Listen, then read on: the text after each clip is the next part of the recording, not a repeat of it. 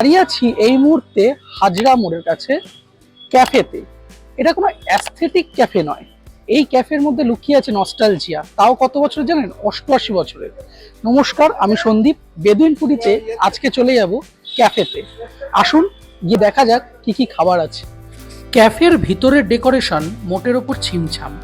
পুরনো যুগের chair table দেখলে মনে হয় সময় এখানে এসে থমকে গেছে। আমরা অর্ডার করেছিলাম এখানকার বেশ কিছু পপুলার ডিশ। ভাবতে পারছেন বসে আছি একটা ক্যাফেতে।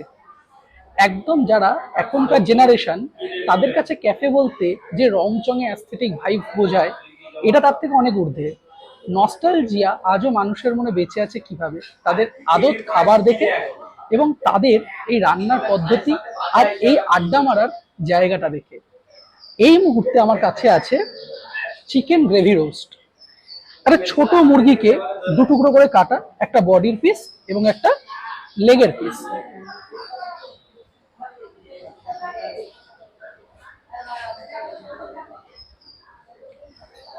খুব লাইট একটা গ্রেভি, তার সঙ্গে একটা ভাজা আলু নিয়ে নিয়েছি। সেঁকা পাউরুটি, খেয়ে দেখা যাক কেমন। প্রথমে শুধু গ্রেভিটা একটু টেস্ট করি।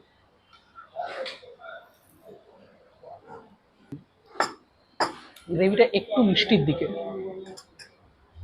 পাউরুটি দিয়ে খেয়ে দেখি।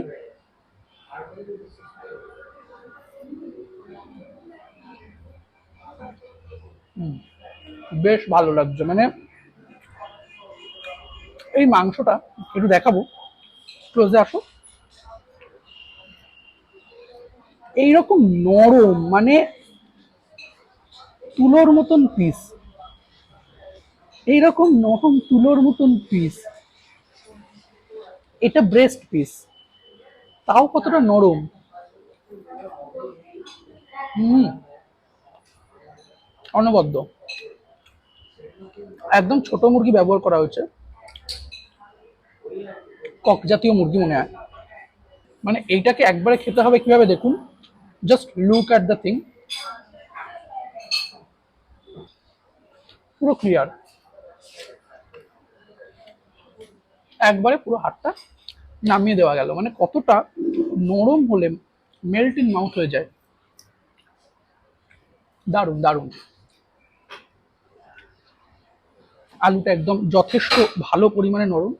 একটু দেখাবো, পাউরুটিটা ঝোল শুষে নিয়ে ঠিক এরকম স্পঞ্জি হয়ে গেল। এবার একেবারে মুখে এইরকম মাংস খুলে আসছে হাতে।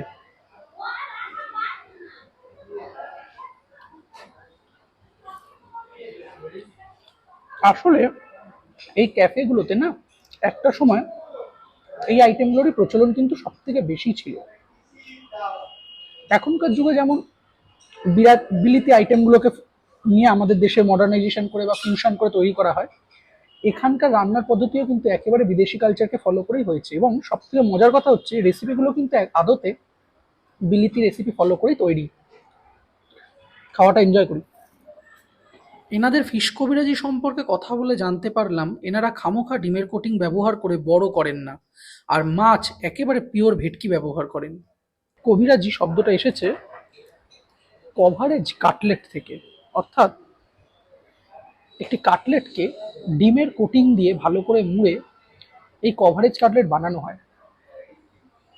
বহু বছরের পুরনো এই ক্যাফেতে এই আইটেমটা কিন্তু অনবদ্য খেতে।